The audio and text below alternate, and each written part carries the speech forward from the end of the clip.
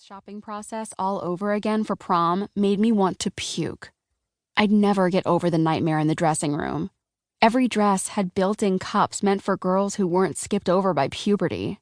They were hollow on my chest, perched inches off my body where my boobs were supposed to be. Cramming socks in them was no help. I had no cleavage, so the sudden curve of the stuffed cup looked totally unnatural. The few dresses that didn't have sewn-in cups made me look like I was dressing in drag. No more dressing room pity parties. Never again. Prom was in March. I could do it. I had a job. I had a college fund. I could really do it. "I want a boob job," I said. Everyone stopped talking and looked at me. The boys snickered. Mom looked at me like I'd lost it. "You're joking, right? Tell me you're joking." "No, I'm totally serious." "Sweetie, are you hearing this?" Mom yelled across the room at my sleeping dad. "E says she wants a boob job." Dad opened his eyes for just a second, long enough to shoot me a dark look, and went back to sleep. "Your dad and I vote nay," she said. "So I just need 2 of my brothers to back me up and I win. 3-2. "Only your dad and I get to vote.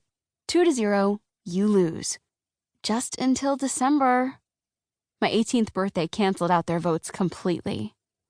"Will you still be living in my house in 2 months?" Dad asked with his eyes still closed. "That's what I thought." Thoughtful parents would take their only daughter to Mexico and get her plastic surgery for an early birthday present, I suggested.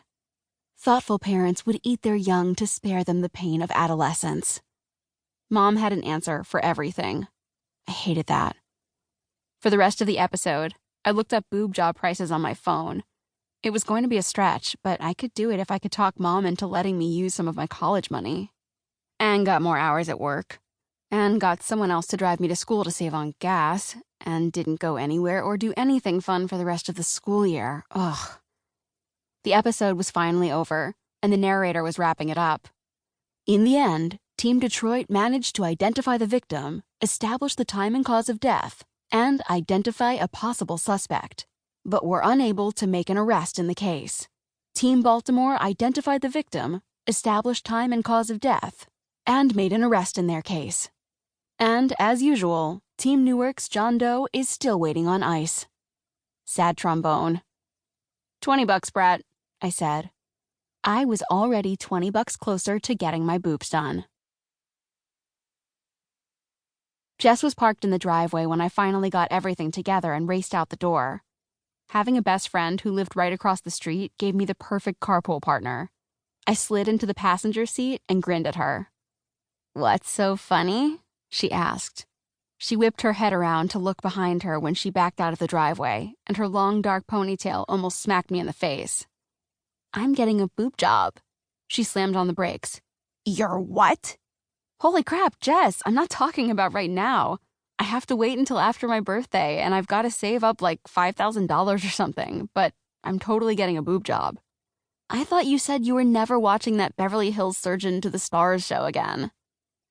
I used the visor mirror to finish my makeup while she drove to school. It wasn't that one. It was Forensic Wars. "You got the idea from a show about rotting dead guys?" Okay, that's kind of sick." Dr. Larson had to take out somebody's implants to get to their ribcage, and everything just sort of came together. Jess pretended to dry heave. "Shut up, I'm not kidding. It's perfect. I just have to save every freaking cent I make, and I can use part of my college fund for the rest. And your mom is going to let you use that money for implants? I can talk her into it." She laughed. "Even if there was some kind of miracle and your mom said yes, your dad would never let you go through with it.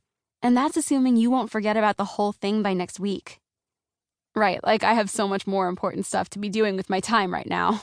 I'm serious, this is happening." "We'll see," she said. I didn't argue. I'd make it happen and prove everyone wrong.